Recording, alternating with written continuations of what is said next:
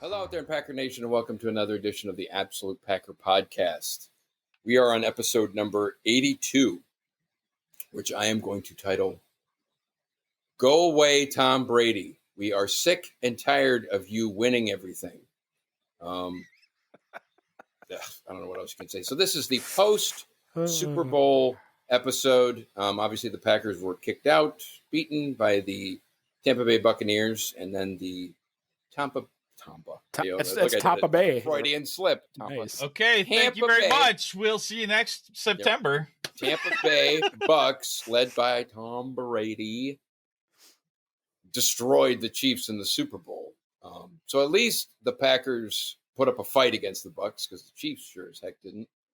But anyway, before I get too far, I am Andrew Hetzel, and with me as always are my cohorts, Jeremy Hautala, Ellie Christensen. What's up, boys? Fighting the winter blues. Yeah, it's cold. It's cold here. I mean, it's cold. There's like a huge cold front moving across the entire country. But man, I was supposed to have a fat tire bike race this past Saturday morning, and I woke up. It's 1 degree here. That's the feels like temperature. And then I always have what it is in St. Pete. I think this is. You don't have what's like in Tampa Bay? Well, that is Tampa Bay. Hey. That's the Bay. That's the Bay. Have you guys noticed, like, I think it was Sunday and 70 Monday. degrees warmer there. Sunday and Monday on your Apple weather app, it would show -0. And I'm like, it's the nexus of the universe. -0? What is this? I mean, this is so weird, you know? Yeah. Well, like I said, I was supposed to do a fat tire bike race on Saturday. Yeah. And I have, I upgraded all my cold weather gear, and I mean, I can do it when it's cold, but even I have my limits. And I woke up and I saw it was like with the wind chill, it was like almost minus 20. And I said, no, so I didn't do it, which is pretty rare. I normally, even when it's really cold, but I was like, I am not doing that. I left the house to bring Max to school, and I picked up some coffee through the drive-thru, and then I went home. And then you threw it outside the window, and it froze into an icicle. Oh my God! Basically.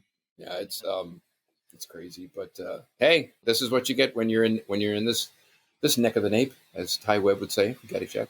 Neck of the nape, neck of the woods. Neck of the nape. So, like I said, Super Bowl's over. Tampa Bay won. What was it? Was it 30-9 or was it 31-9? 31-9. Felt like more. I mean, we're going to talk some Packers, obviously, but I think we'll probably need to rehash some of maybe the Super Bowl and what happened. And as I told my cohorts here before I came on, I did not watch a second of it. I had no interest in it, and I apologize for nothing. So I'm going to have to defer to you guys to tell me what happened. You know what? You might as well run for Congress. You have that. You have that down. I've done everything wrong. I apologize for nothing. I apologize for nothing. Doubling and tripling down. I don't know if I'd say anything wrong. I was defiant. You wouldn't. We are. I was defiant. We are saying. We're saying. No, I said my daughter and I. We watched a very. What do you mean no episode? You don't get on to reframe Greek it. mythology. Yeah. Okay. So this is a cultural event that you should be sharing with your daughter, engaging her in the community. She hates football. She likes the weekend. I do too. There's 2 good days there. Yeah, you're. No, I am old. We were talking about Alice in Chains. No, the weekend is. He's a talented individual.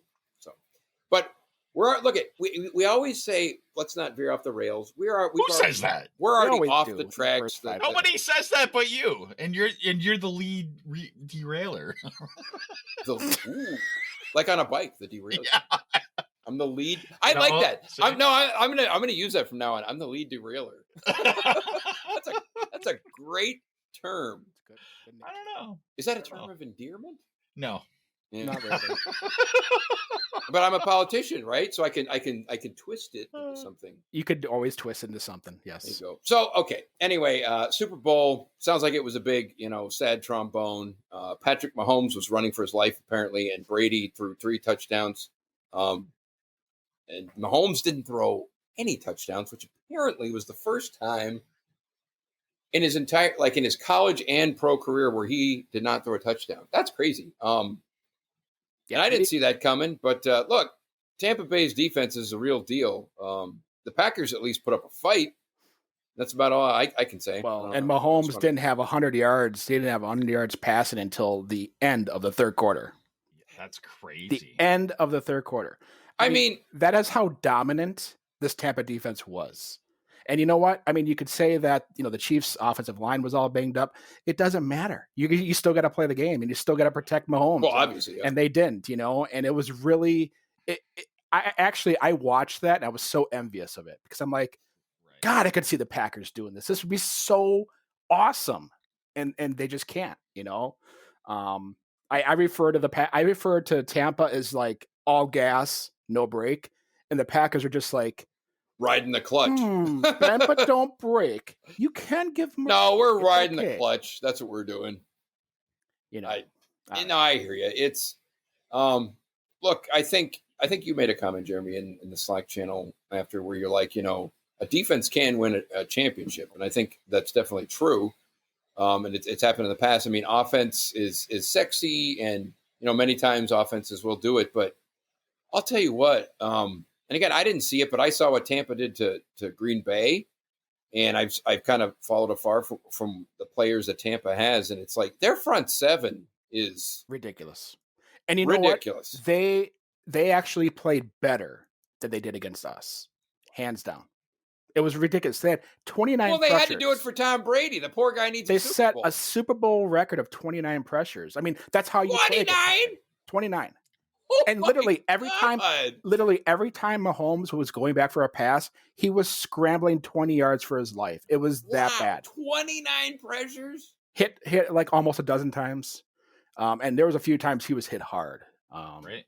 So he came out of that played game surprisingly well in spite of that. Right. I mean, there was nothing. Even he could not overcome what Tampa was going to bring. It was ridiculous. Tampa's pressure was phenomenal. Did it look like they just weren't prepared, or is Tampa Bay that good, or was it a mixture of both? Totally a mixture of both. Yeah, and I think the 2 weeks in between games really plays a role, and especially offensively. I mean, because offensively, it's all about timing. It's all about all of that. And when you're off 2 weeks, you can't duplicate the game. I mean, but hold up, like there's these things stack though. It's a home game Super Bowl for Tampa. Everybody calling him the GOAT for 2 weeks, so that weighs on you for a while, and then you have Andy Reid's son getting a drunk driving accident. Was that what drunk driving? Was that what it was? Yeah, most likely. Yeah, and I did see that he got into some car and a little girl was in critical. Yeah, a little 5-year-old girl was in critical condition. Man, that's kind of shades of like just the Packers kills with Joe Philbin. Right, but it just like kills the spirit of the team. Like you could totally see that. Just you could say that it doesn't have an impact. Of course it does. Of course it does. Like Andy Reid looked kind of emotionless the whole game. Of course that matters. Yeah. So would they have come out and won? Maybe not. But boy, home game in your stadium, everything's stacked, and they're good. They have a great defense. We've been saying that all year. And they got better as the year went on. I mean, they housed us. Obviously. I mean, my God. They housed us when we played them in Tampa. Right. But, the one thing about Tampa is they just steadily inclined the whole season. After they lost, their last loss was to Kansas City in Week 12, right after Thanksgiving. Since then, they were on a steady upward spiral and won 8 games in a row. So, was it 8 games in a row? I mean, it seemed like it, doesn't it?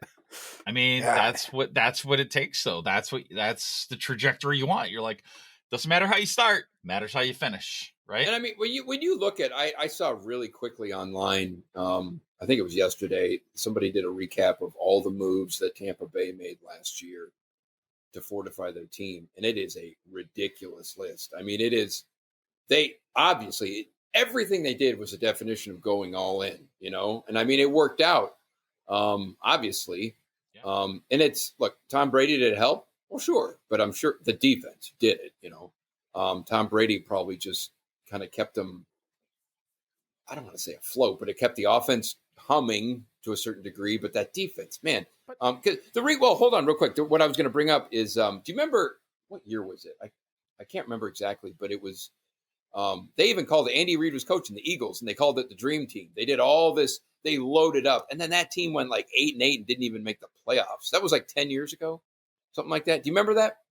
Yeah, mid 2000s, somewhere in there. It was I think it was right after the Packers won the Super Bowl, or something around then. And I mean, they loaded up. I do distinctly remember they brought in like 4 or 5 at least free agents. Michael Vick, they brought in at all this stuff, and they didn't even make the playoffs. So it's a calculated risk in some respects, but it obviously paid off well. And I mean, they were drafting in the top 10 for a few years straight. Is that right? In kind of a quote rebuild mode for a while. So it helps to have picks that high, but. Well, they've drafted well, though. They haven't just had no doubt. They've drafted well from the first down to the 7th. Good point. They've taken care of it. What round was that inside line? Is it Devin White? Is that his name? Oh, he was a first rounder. First rounder? I think he was the 8th pick back in 2018. They picked an inside linebacker, number 8 or 19, excuse me. Yeah. Oh yeah. I mean, he was the best thing since sliced bread, dude. Somewhere Gutekunst had a coronary. Just hearing that. Although we drafted AJ Hawk, number 6, 5. Here we are. That, you know what's funny? we're all piling on the Packers all the time, going, I don't value inside linebacker, and then like 10-second year, I forget that he drafted AJ Hawk. That was like the last time fifth overall. But last time AJ they actually Hawk, drafted somebody. But AJ Hawk is no Devin White. So there was Nick Barnett. So, like exactly, they haven't had anybody in that level, and I think I think after watching this game, they got to blow it up. They're not even in the same ball. And you saw Tampa Bay just completely dominate the line of scrimmage. That's where the Packers really, if Goot doesn't take anything away from this Super Bowl, then he's not the man for the job. Because I look at that Super Bowl and it's like a laser wave. It goes through my head and I'm like, okay, front 7, I'm gonna improve that. Like, I'm going to get defensive linemen. I'm going to get more pass rushers. I'm going to get inside linebackers that can play all 3 downs and cover Travis Kelce without an issue. That's nuts. Yeah, think about that. They were covering Kelce. I mean, he had garbage time yardage after the fact, but, in the meat of the game, I mean, Levante David was covering him with no problem. Either Devin White was the same thing. Like, I said, our inside linebackers are cardboard cutouts. We're not even in compared to what they got. Kamal Martin is who he is. He could be kind of like a Martinez is kind of what I see. Maybe. I mean, it's early yet in his career, but again, let's be honest. I remember when Tampa Bay played us the first time, let alone the second time, and it's like those inside, they are head and shoulders above what we have, and so we need a defensive lineman, at least another inside linebacker, and probably a corner, because Kevin King, man, going back. Yeah, but here I've always heard this argument that you need to have cornerbacks. Tampa Bay has just average dudes. But their front 7 is nuts. Yeah, right. They don't have an All-Pro or Pro Bowl caliber player in the secondary, but their front 7 just kicks ass. I mean, and that's what makes the difference. That's where the league is kind of good. I don't want to say quote like. Somebody made that the note that some pundit that basically that game, the Super Bowl, was won in the trenches on both sides by Tampa Bay because apparently Brady was in touch. So he's like he's always seems to have offensive lines that are fortresses, and then their front 7 on defense. Just right now, the NFL is kind of a trenches type. It's either trending that way or it's It's come back that way. You're running the ball more, and if you can control the line of scrimmage, you're going to win. Right. The last decade was air it out. It was pass, get as many yards as you possibly can through the air. And now we've come back to the point where in the trenches, beating each other up on the offensive, defensive fronts, it's symbolic in what your season could be if you can strengthen those core areas of your team. I mean, Tampa was a perfect example of that. Yeah. I mean, I recognize they're good, but and this again is like I don't see the 4 dimensions of football that Jeremy sees always, but I don't understand why the Chiefs or the Packers couldn't course correct a little bit and get rid of the ball faster and get anybody open.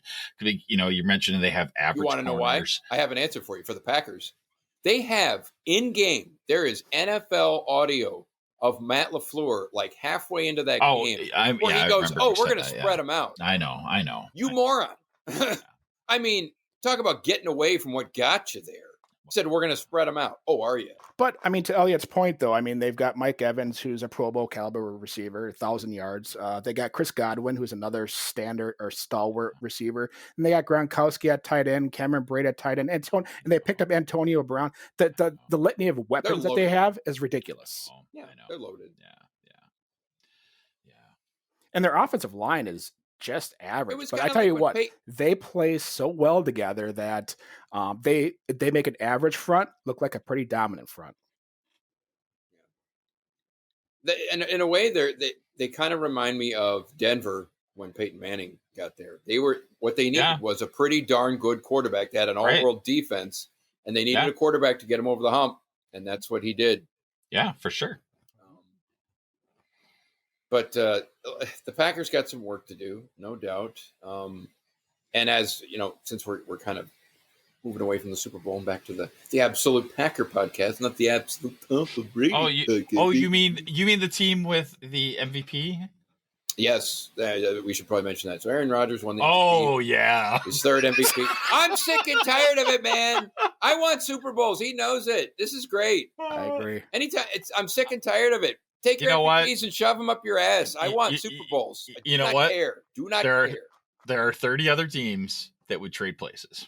That's fine and dandy. Good point. I could quote Sean Connery from. It is fine and dandy. But do you remember this? He goes. Losers whine about doing their best. Winners go home and sleep with the prom queen. Right. Words to live by. I don't care. I don't care about MVP. I mean, so we got the MVP. The ultimate consolation prize. We do. And Mahomes has a weird haircut and some commercials. Somebody was saying, they said it was like this weird dichotomy where after the game, like Brady goes up to Mahomes and like, you know, they shake hands or they give each other a hug or whatever the heck they do. And then it cut to a commercial. And it was Aaron Rodgers and Patrick Mahomes for State Farm, like right after. And you're like, oh, this is how the other half lives. The half that gets there and doesn't win. It was kind of funny. I mean, at least Mahomes got back. Christ, he's already been to 2 Super Bowls. Rodgers hadn't even gotten back. You know what? Nobody remembers who gets back. Well, we remember the Packers got back against Denver. Don't ever let any Packer fan. They will always. But that's not a happy. That's not a happy memory, though. I know. It is amazing, like how differently that's looked at. It's like they were. It wasn't like they got blown out or anything either in that game. No, it was a good game. But it was the same kind of thing where they're anointing. That was back when they were the favorite. Like the Packers in that going to that Super Bowl, I think were favored by like 14. They were double digits. Yeah. How in the world? That's nuts. But so anyway, the Packers, yes, Aaron Rodgers won his 3rd MVP, and apparently he's getting engaged, and everything's hunky-dory with him. And now he's got an astrologer or something, Elliot said. So, boy, he's in good shape. I got to look that up. I feel like that's on the record. I had to put that. I was just all the superlatives that you can give a quarterback when you don't win the NFC Championship and you don't go to the Super Bowl. No, he had a fantastic regular season. You know, I guess he's in good company. I think there's 5 other players that have won at least 3 MVPs. So he's the 6th or something like that. I mean, obviously Favre won 3 in a row. I didn't realize this, and it might be due to the coma. Peyton Manning won 5 MVPs. I didn't realize he won 5. I thought he only won 3. Holy moly. Yep. Look, Rodgers deserved it, but again, it's in a way, it's like we were talking before we came on here. We were talking about nostalgia with like cars and how much we like this and, oh, this was cool then. And then as you get older, you're kind of like, oh, and where I'm going with this analogy is like, man, it's Super Bowls. That's what matters. All the other crap, I don't care. I really, as it goes by, it's like Rodgers could win 3 more MVPs. If you didn't win a Super Bowl, you've got to win a Super Bowl, man. But you got to get there. And right now, the NFC Championship game is their bugaboo. It is this team's, they cannot, 1-4 at NFC Championships. Just madness. Again, though, 29 other teams would trade places with them for that distinction. I mean, honestly, like it's yeah. He's a glass half full kind of guy. I agree with him. I want to put like last season kind of in the rear view and like be looking forward. I don't know, man. We're pretty stacked. We have we have to do our best to hang on to who we got. That's a perfect segue. Yeah. I know I was going on my little rant about Rodgers and all that. Now, so I know we have to get the rails back off of the deraileur. Yes, I am the what I would say master deraileur. Lead deraileur, I think it was. Lead deraileur. I'm like on my little captain's head. Oh, whatever.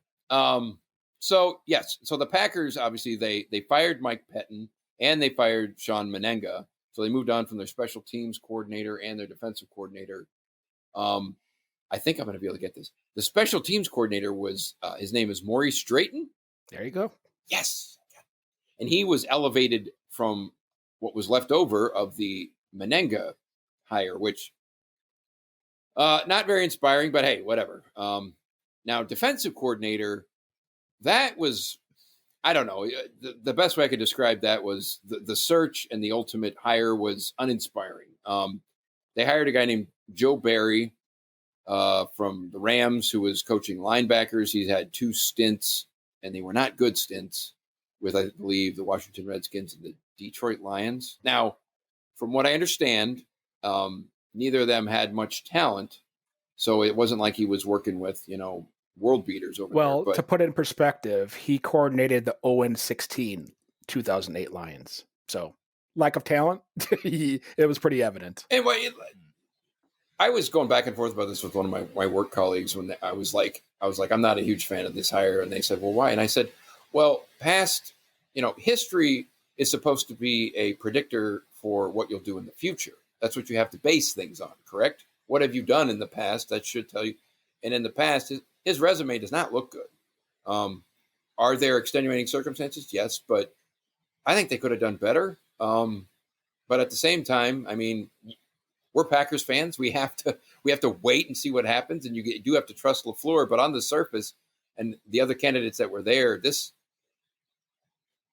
unimpressive. I don't know what else you can say. Well, apparently, they were in on Jim Leonard from Wisconsin. Everybody was enamored with that, and I'm kind of like, the guy's in college, which is all fine and dandy, but people in Wisconsin love their Wisconsin guys, and I'm like, that's a huge jump going from college to the NFL. I mean, could it have? And apparently, they offered him the job, and he turned it down. Maybe they lowballed him. I have no idea. He wants to stay at Wisconsin. Maybe he's the head coach waiting in the wings after Chris. I don't know. I mean, that's all conjecture, but let's hear your take on it, Jeremy. I can see you wanting to weigh in on this. Yeah, I mean, I will. I considering the candidates that they all had either interviewed or were interested in, he was the most notable of them all. He was the only one that had. I should take that back. Bob Sutton had coordinator experience with Kansas City, and if people remember Bob Sutton, he was the one that pretty much lost the 2018 and AFC Championship to the Patriots when the Chiefs lost at home. They gave up 37 points. So did we want to deal with pretty much Don Capers' third here? No, we didn't. Whatever, but everybody else that they interviewed, all young and up and coming minds in the game. They weren't like proven. This guy they hired is like, he's not an up and comer. No, he's 50 years old. But Elliot's age. Okay. It's not. Wow. Not. Wow. Elliot's older. No, Elliot's 40. Come on. What's going on? What is going on? He got like really mad or something. Steamed. Okay. Anyway, sorry. I couldn't help myself. Yeah. How do I take off from there? No. On the lead deraileur. The lead deraileur. You're doing well with that. Yes, you are. Living up to my name.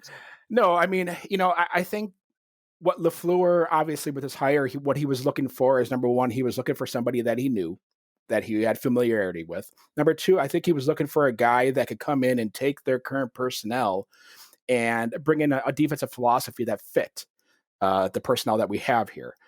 He's an aggressive. So no more playing 15 yards off the line of scrimmage? Well, we'll see. We'll see. But I think the odds of that happening are going to be significantly less than they would be under Pettin. What is Elliott doing? My God, dude. I don't know. Oh, man. This is what happens when your team didn't win the Super Bowl and you're just trying to get through the day in the cold weather of Wisconsin, right? No, of all the candidates that LaFleur had in mind, he was, according to him, probably the best one that they had. I mean, Jim Leonard was obviously number one, and number two was Joe. What do you make of him turning it down? Is there anything to read? You know what? Everybody has a different place in their life, and he was in a good place in Wisconsin. I mean, he had about job security. He can get more money, right? But he had I'll interview, but you know what? Money for him is not a big deal. He played in the NFL. He had a very good NFL career, and he came back to Wisconsin, came back to his alma mater, was an assistant coach, and then all of a sudden got promoted to D coordinator. And since he's been there, I mean, they've been one of the top defenses in college. So, and you know what? I mean, he loves Wisconsin. He loves the atmosphere down there. He just loves everything about UW, and he didn't want to leave. He could be the coach waiting in the wings too. You know, and there's rumors that their current coach, he's at the tail end of his career, and you're right, he could be the man waiting in the wings. But you know, for him to we just don't know. For him to turn down the Green Bay Packers, the epitome of the NFL, it has to be a lot on his mind to say no. I mean, you don't just do that based off of who we are. I mean, everybody would. If they got a call from the Packers, they're going to answer and they're going to say yes. They're not going to say no. And you would think that, I guess part of it too is, I hear what you're saying, and it's the fact that he is a local guy and he grew up here. You're almost like, there's this weird thing where it's like, this has to be your dream. How could it not be your dream? You live here, but it's like, we don't know. Well, and I think for him, like I said, he had about an 8-year NFL career. He's been at the top of the game, and maybe he just enjoyed being a level down from that. What is Chuck Cecil doing? He played for the Packers. He was a safety. He's a nose surgeon. Is that right? No, I was joking. Oh, I like that. I was going to say he always had his broken. Oh, he always had broken nose all the time. He was a fun player to watch. Man, did he throw himself around? But could you imagine him playing today? He would be fined beyond belief. I mean, yeah, he was fun to watch. Yeah. So yeah, like. It's a wait and see approach with Barry. We're going to see. I mean, we don't know. I mean, people want to look at his last stint, which was 2016 with the Washington Redskins, and we played them in the playoffs. We played Washington in Washington. We beat them there. And the thing I remember about them is their defense was very lackluster. Like there was nothing, spirited or great about that defense.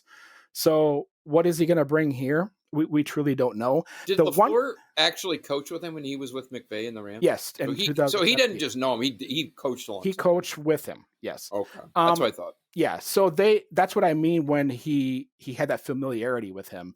The other candidate, I can't pronounce his first name, Ujero Ivero, I think his name was. Yeah, I saw that name. Safeties coach there. He was also an assistant there when LaFleur worked there, but he was young and he, I don't think he had the the pedigree, I guess you could say, to be an NFL coordinator at this point. The pedigree. Yeah. Ooh. Yeah. So I mean, that was a reach. I think we'll just have to kind of just play it out and see how this all pans out.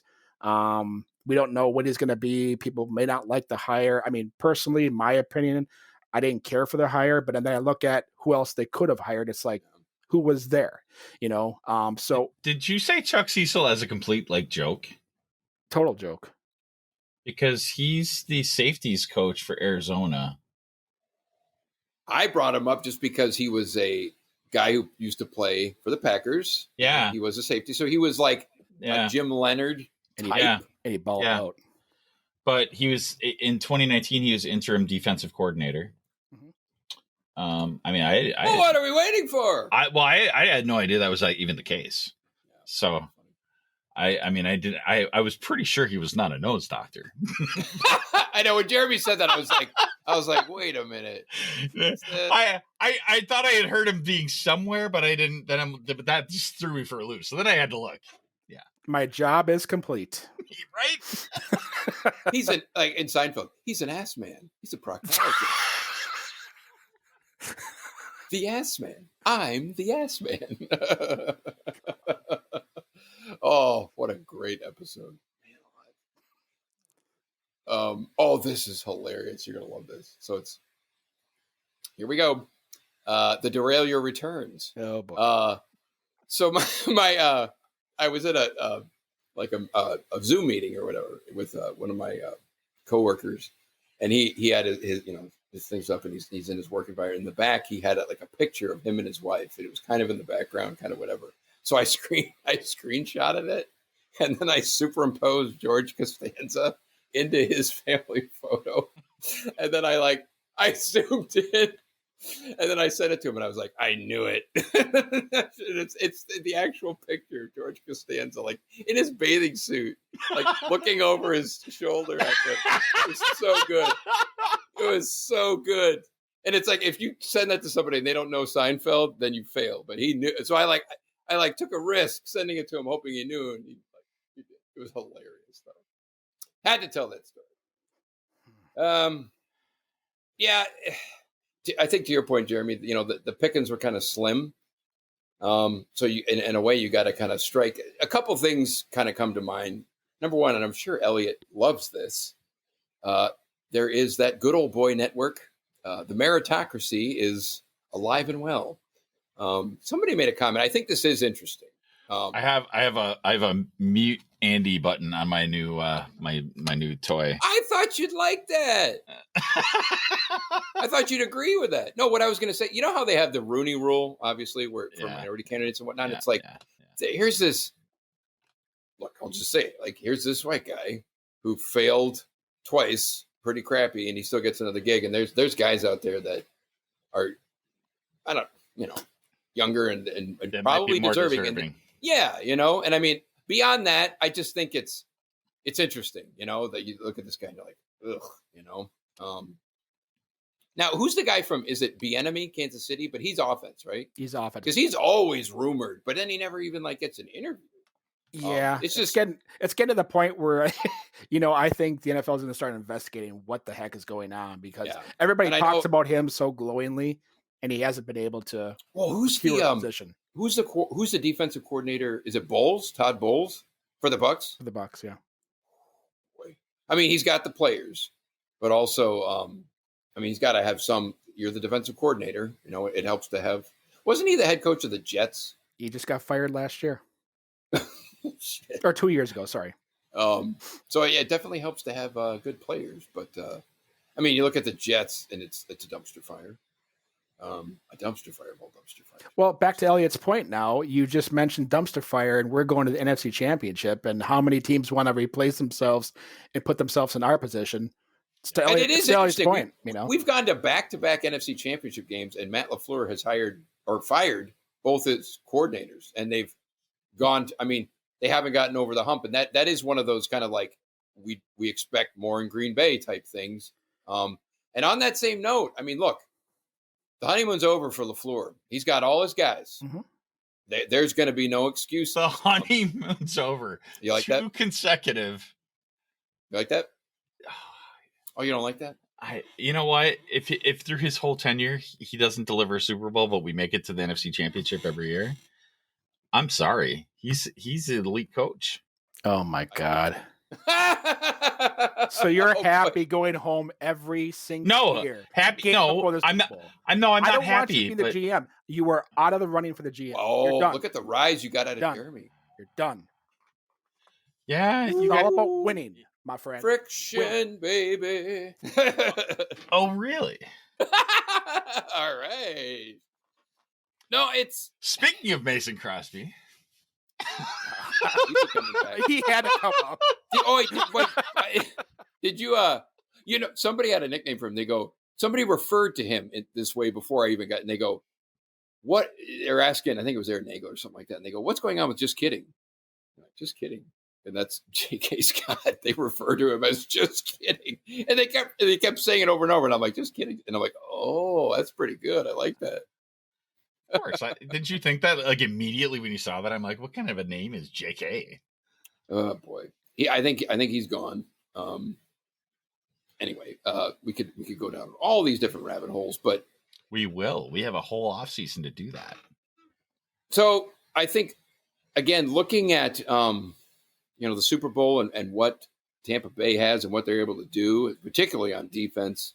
We have a new defensive coordinator. Maybe we should just talk about some free agents or other players or other things that we need to do, particularly on defense. Off the top of my head, Kevin King is gone.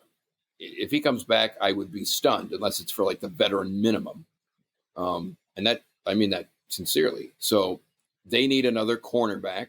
We've been opening at Waterboy. There you go. We have 2 applicants right here. Apply, you guys. That's some high quality. You're playing that foosball. And he goes, the medulla oblongata. He goes, remember he calls his teacher. He goes, "You're wrong, Colonel Sanders." Mama said. You're wrong, Colonel Sanders.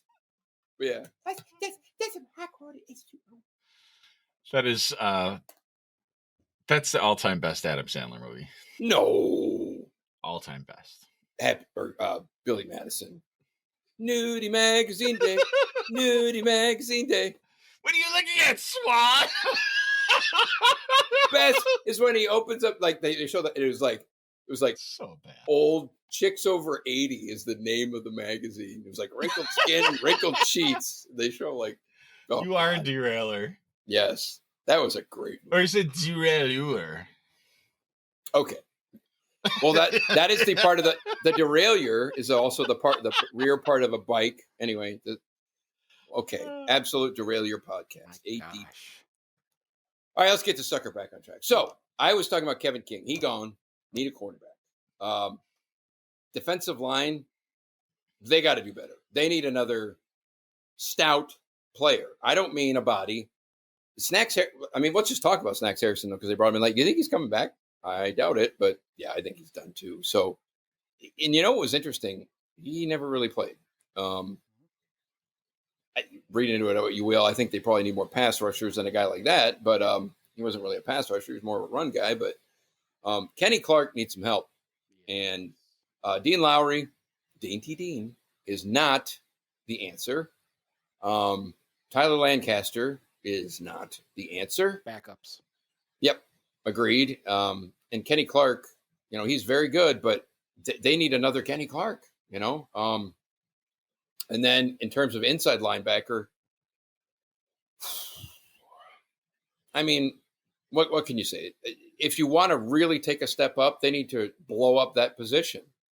And that's not Kamal Martin might be a good player, but we get so jaded and jealous when you look at really good, fast, sideline to sideline, 3 down inside linebackers. We are nowhere near that. I am a little worried about that because, so John Barry is going to bring in a scheme that really requires your linebackers to cover.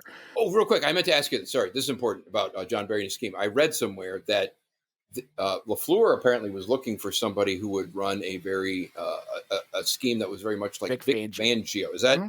I don't know a whole lot about that, but can you elaborate on that? Oh yeah, he was the Bears coordinator when they went to the. Remember the double doink, the field goal that they lost. Yeah, might have been Cometan. Yeah, that was the year that Rodgers was hurt and all that good stuff. It was 2017 when they had a pretty good season. He was their D coordinator there. They were best defense in the league. Now he's a head coach in Denver and really hasn't done much there.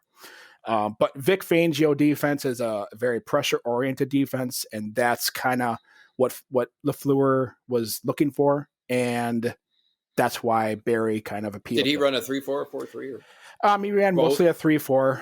Especially in Washington, he ran a 3-4. Detroit, I don't recall what he... Tampa Bay runs a 4-3, right? They're technically a 3-4. Okay. I mean, they do every team does a lot of the sub-package hybrid nonsense. But their outside linebackers are Shaquille Barrett and Jason Pierre-Paul. Juan Pierre-Paul. I always call him Juan Pierre. Okay. JPP. You could call him Deformity Paul. Firecracker Paul or whatever. Yeah. Blew his hand off. Which is crazy because he has 1.5 hands. He's still that good. That guy's a Packer wrecker. Whatever. So, I mean, we're going to be picking at what? 30? 29.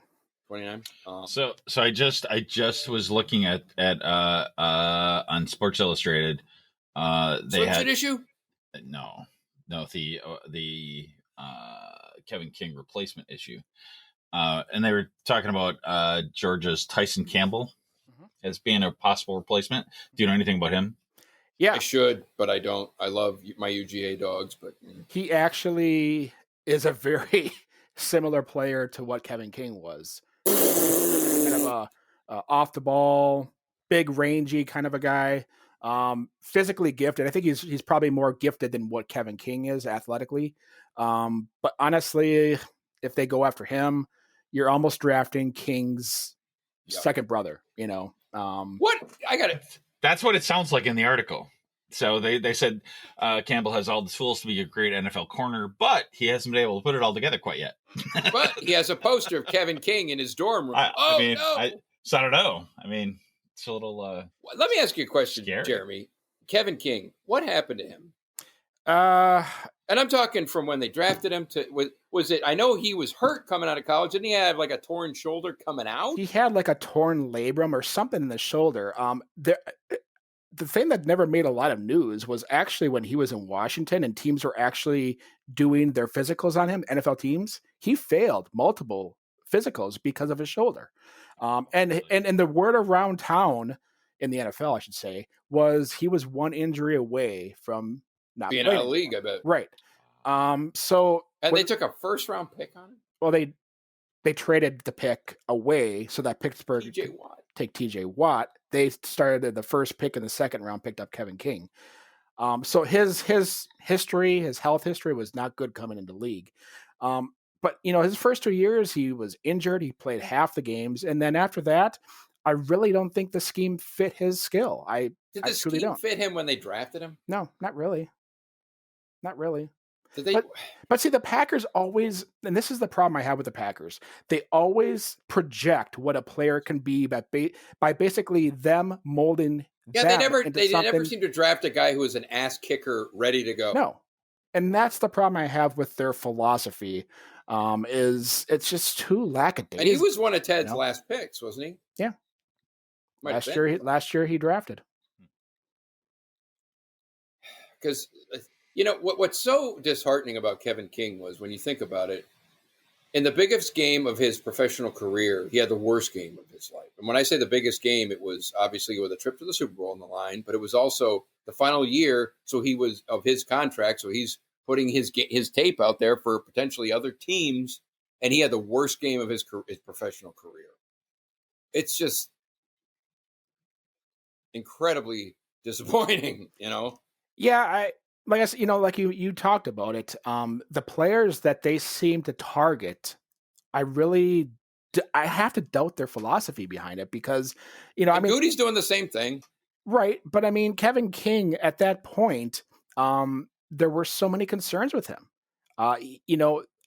Everybody thought he could be, that big shutdown corner, but people were talking about his feet being very questionable. We saw it here for 4 years or 5 years or whatever it was, 4 years. He just did not look smooth here. He didn't look good. I don't think the scheme fit him. I think at best he looked average. At best. And that was probably last year. That was probably his best year. And it wasn't that great, I mean, he really screwed the pooch, obviously, in that game because it cost us a trip to the Super Bowl. Or had a direct part in it, and he tanked any chance of getting a payday. I mean, I don't see how you can put that film out there and think you're going to go anywhere. No, I mean, at this point, he's going to be scrounging just to get a job. He's not going to be getting starters money. He's not going to be getting. Would you take him back on like a vet minimum? Yeah, I would. Yeah, I'd probably do something like that. I mean, I'd be stunned. And play him like Josh Jackson. I mean, What are they going to do with him? They have to let him go. Well, the guy was a healthy scratch like the entire year when they could have used him. This is where you're telling me you're going to just elevate him now? But this is where the Packers can be creative. Now, there's a ton of talk out there. They could sew him and Kevin King's jerseys together and make one super corner. Well, that's a good one. Not going to happen. I ate some paint chips when I came on. So if you move your brain closer to the screen, it doesn't make it bigger. That's like, it's funny. It's almost, I was like, what happened to Kevin King? It's like a broken record. What happened to Josh Jackson? My God. It'd be interesting to see what Joe Barry does with him, because I think he should be moved to safety and be kind of like that nickel guy. They were talking about making him a slot corner. I'm like, slot will not fit him. You're talking about going up against Tyreek Hill. You're talking about going who in the right mind against Tyler Lockett. Like, you're talking about they guys said they that projected him to be a slot corner. I'm like, no, he's outside the hashes. That's no strictly chance, what he is. Corner. So I mean, in a way, I'm kind of like, oh yeah, Josh Jackson. It's like I almost forgot about him, and I'm like, oh, there could be something there. We got a new quarterback, but another part of me is like, the guy was a healthy scratch the whole year. They had no faith in him whatsoever. So I don't know. I don't know how many more years. Is he under contract for like what? One more year. Okay. I mean, hell, maybe new D coordinator can do something. I don't know, but well, look, I mean, they hired one of the better D-back coaches this past last off season, and Jerry Gray, and he couldn't mold him into something, So I don't know. There's something up there. Maybe he just needs a change of scenery. Yeah, or a move. Like maybe safety is his position, because when he was in college, he was a ball hawk. He was, intercepting the ball all the time. He was around the ball. No, he was a cornerback. Played at Iowa though. Yeah. I don't want to knock the Big Ten, but gotta knock the Big Ten. I don't know. Who was the last? I guess who was the last really good cornerback from the Big Ten? Right when I said that in my mind, I go, well, Charles Woodson played at Michigan. And he's a Hall of Famer. But I mean, that was like 20 years ago. I would say Denzel Ward was probably the last one. Was he a safety though? No, he was a cornerback. Cornerback? Okay. He plays for the Browns right now. There was another guy from Ohio State, can't remember his name, but anyway, I kind of splitting hairs there. Yeah, I mean, I don't know. Yeah, this is going to be we said this last year and it wasn't, but this is a really important offseason as far as trying to get a team together that can get themselves over the hump. Like, I truly don't believe You're telling me, think about the pressure on this upcoming season, barring catastrophic injury. If they don't make a Super Bowl, Jesus I'm Christ. sorry, but a defensive coordinator is not going to change things. They need to get better personnel. If they're going to play the scheme that they want, they need to You get don't better think a new D coordinator will help at all? It'll help, but it's not going to get them over the top. If you expect a coach to get you over the top, you're missing the whole picture. I mean, you that's fair. Go back and watch the Tampa game. Look at what truly lost that game there. Okay. I mean, settle down. How far away do you really truly have some perspective, right? Like we're going to have some turnover in players, and there's going to be some good and bad that comes of that. But so is the competition. So are the Chiefs, so is Tampa Bay. And so is anybody else that's an elite team right now that's in that top tier for next year. So, I mean, I don't. Why aren't we just an offensive coordinator? Why aren't we just a good coach away? Why aren't we one good player away? Guaranteed. Nothing's guaranteed, but like I don't think any of us knows that recipe, right? I think I don't want to speak for Jamie, but I think what he's saying is like when you look at our defensive roster, and our defensive line is not good enough. They need at least one blue chip defensive lineman. They need at least one blue chip inside linebacker. And they probably need a corner because whoever's behind Kevin King ain't going to do it. Now, of it, matter of importance, I would say defensive lineman, inside linebacker, then cornerback. Probably in that order, but they need, and I'm not talking, they can't go out and just sign an average guy. They need a big upgrade at defensive line, a big upgrade at inside linebacker. And I don't know about a big upgrade at cornerback, but they can't be throwing out a Kevin King or a Josh Jackson across from Jair. So they need 3 blue chip starters to really make that difference with the defense. Well, and just think about this though too. Their enamorment with outside linebackers, the pressure guys that, and they didn't even show up in the frickin' NFC Championship. That could also be a look-see that they're going to be looking at in the draft. I mean, I've been looking Preston Smith. He might not even be back. That's what I mean. Is I don't think he's going to be back. They're going to release him or try to renegotiate his contract. But like, if they get rid of him, then you have Rashawn Gary, Zadarius Smith, and nobody. So now that's going to become a need. Did you see Rashawn Gary's stats? This is very interesting. I saw something somebody posted where they said the last half of the season, the highest pressure rate for any defensive, I can't remember if it was outside linebacker. It might have just been defensive line. Pass rusher. Number 1 was Gary. Number 2 was Aaron Donald. Yeah. That was very interesting. So he's trending up. Yeah. And that's why I think that Preston Smith has probably played his last game. Yeah, no doubt. But then because of that, now you create that need because ever since they've instituted the 3-4, they've always had 3 guys. Now they're going to need to, replace that. So does that become a first round draft? Because I've been looking at the draft and I've been looking at the players, and honestly, what scares me is towards the end of the first round, there are a ton of edge rushers that are possibly going to be available there. Is that going to intrigue the Packers to take somebody like, an edge rusher, because let's hope a shiny corner or a quarterback doesn't fall to them again. I think we can be assured that that's not going to happen this year, but they might take another nose tackle at number 1. I mean, Well, they could, like, if they took a nice defensive lineman, I'd take it because they need it. They need it. That's like number 1 on defense is the defensive lineman. Yes. It really is. It is because, Deraileur is just not it. And it needs to be a freaking plug and play. It can't be some guy. So, you guys are talking about the draft as being okay.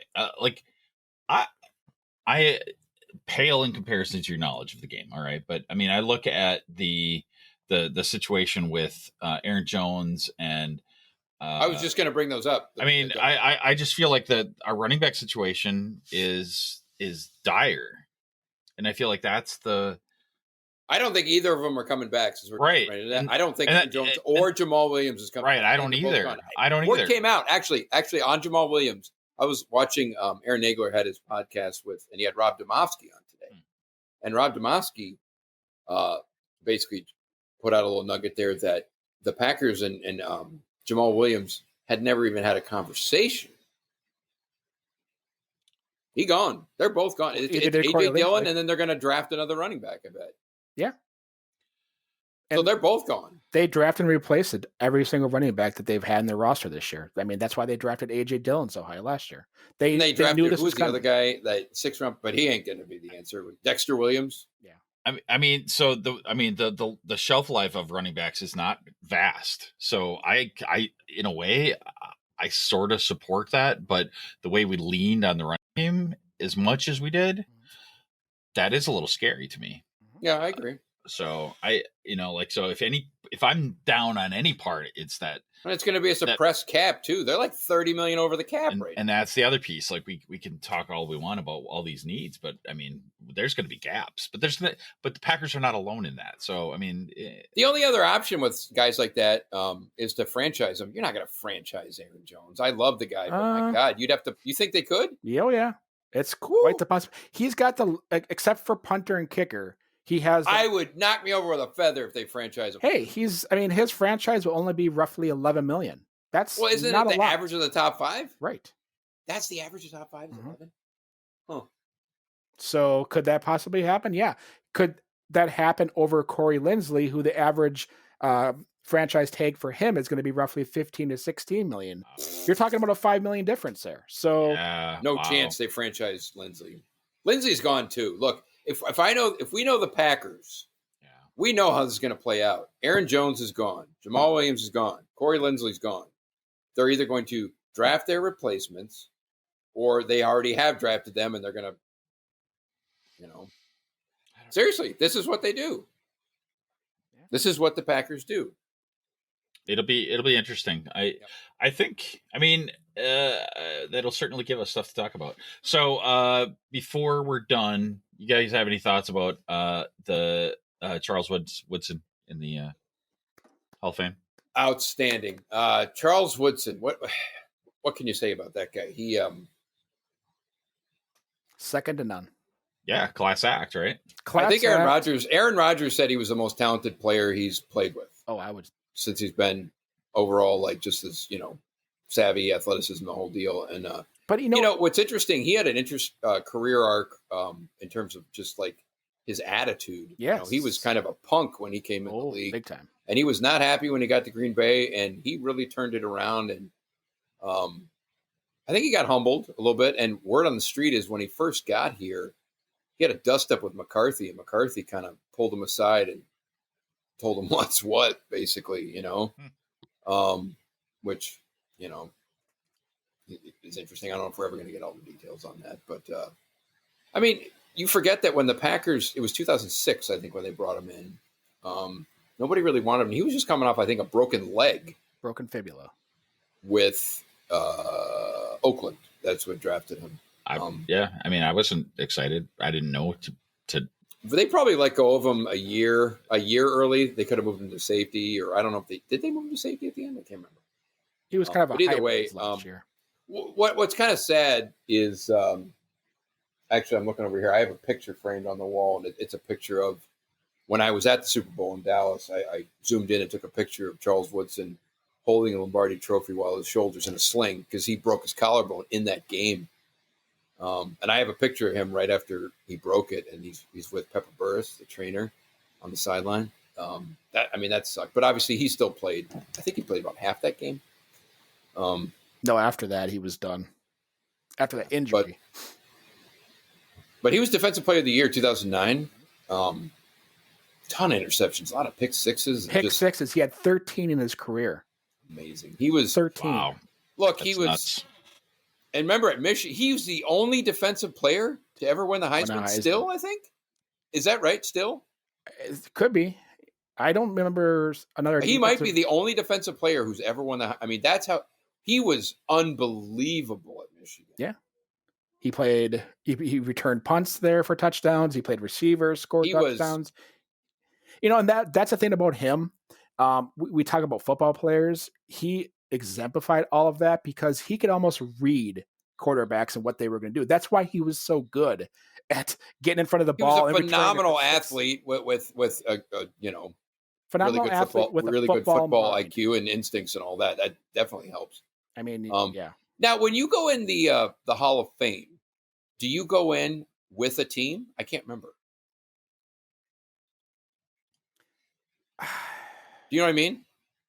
That's a good question. I hope he goes in as a Packer. I bet he goes in as a Raider. Well, I know the Packers are going to have him next year so that they can put him up on the ring here in August. Oh, they're going to put him on the Ring of Honor? Yep. Are you sure? Mm-hmm. It's already scheduled. That's confirmed? I didn't know that. Mm-hmm. Oh, wow. Good. Okay. Yep. That's pretty cool. Yeah. I mean, the ring is like the big deal. Geez, they only have like... The last one was Brett Favre. That's right. Yeah. And the last one before that was Reggie White. So that's right. That's right. I mean, that is the big prestige. I didn't want to say like, everybody makes the Packer Hall of Fame. Right. Yeah. Speaking, since we're talking to Charles Woodson a little bit too, I was doing my indoor bike the other day, and just for grins, I was like, I'll watch Super Bowl 45, Packers versus Steelers, and I had it on my iPad or whatever, and I airplayed it on the TV. I was watching that, and it had been a long time since I'd watched it. And it's like, you forget that in that game, they lost Donald Driver and Charles Woodson, and I think who else did they? Sam Shields. Mm-hmm. They lost. I mean, think about in the Super Bowl, they lost those three players They were, and that whole season they lost 15 guys on IR. That was a really next man up. Yeah, that's what it is. But and also it's like definitely was that year. Yeah, Aaron Rodgers in that game. My God, was he just out? He was playing out of his that touch. That first touchdown he threw to Greg Jennings over the middle, and he gets it in before Polamalu just levels him on needle. That throw. It's like he's the only quarterback who would make that throw. Who would even like attempt it? Maybe Mahomes, but he's going to be back to his glory now. He's getting married. Everything. This is what everybody needs. You got to, you know what? Going back to that though, that's an interesting segue though, because look, time's running out without question. You got to wonder if he can't get past the NFC Championship game. His team hasn't helped him a whole lot, but again, it's going to be very interesting because the team collectively has an NFC Championship game mental block. No, they don't. You do. You don't think? No. I bet Aaron Rodgers got something in his head. No. Tampa Bay set up perfectly. Number 1 seed, bye week, at home, warm weather team. I mean, you know what? I guess if it's Tampa Bay next year again, maybe. But there's no reason. And what I'm getting at, I mean, we say that, but like, Elliot, look at that game. We made so many mistakes. They didn't beat us. We beat ourselves. Yeah. That's why it was almost like, it wasn't as bad as the Seattle meltdown. Like it wasn't as bad as the referees were paid off. I did see people bitch in a moment, but it's like, that's loser's mentality. No, but seriously. Done. Oh, stop. He just put it down near his crotch. Raise it up. No, but look, it wasn't as bad as the Seattle meltdown. No. But it was second place. Yes. They blew it. Yeah. Tampa Bay did not beat us. We beat ourselves. Period. No disputing that. Like, yeah. I mean, so you hit a point, and it's like, yeah, they gave up, and even when they did give up. Jeremy had made the point too, and this is like, when you talk about the team, the defense was always very passive. The team itself is just kind of like, they just seem to, they don't, number one, they don't deal with in-game adversity very well under LaFleur and even under McCarthy all that much. It's like, they need to kick people's asses. They need an attitude adjustment. Mm-hmm. It's like they're good enough to get to the NFC Championship kind of a thing. And then when they get there, it's like, it's like they kind of, they don't seize up, but they just, I mean, to make all those mistakes at home, it's just like, I don't know. They got to get mentally tougher. And that defense, we need to start freaking dictating. No more of this passive crap. No more. Well, hopefully LaFleur is putting his stamp on the team, and that changes this offseason. That's all you can hope for. Yeah. This is all LaFleur's team now, baby. I feel I have a lot of optimism. To me, I have some, but I mean, to me, two things. Number one, the Super Bowl just happened. Yeah. Which is kind of depressing. Yes. I didn't even watch it. Like I said, I boycotted it. Right. I canceled it. Cancel culture. Yep. And then it's also really, really cold. It's like those two things. Absolutely. I mean, I'm like, I'm definitely down. But once the draft comes around, all that, I'll definitely will. Yeah. But there's more of like a mental thing, It does it when you get to back-to-back NFC Championship maybe you games, should go down there and give some inspirational speeches. Down where? Tampa? Down to Lombardi. Down to 1265. 1265. Yeah, it'll be like the airing of grievances of Festivus. Okay. Listen, got a lot of problems with you people. Rodgers, they say you got an astrologer now. What the hell? So you know what? I say we leave it there. We got a lot of stuff that we got kind of brewing under for the off season. So I'm very optimistic. To talk about. I'm very optimistic about what we have going on. So even if the Packers don't bring it, I think we're going to bring it. So I like it. I like your attitude. I like where your head is at. I have to argue with that. Come back up.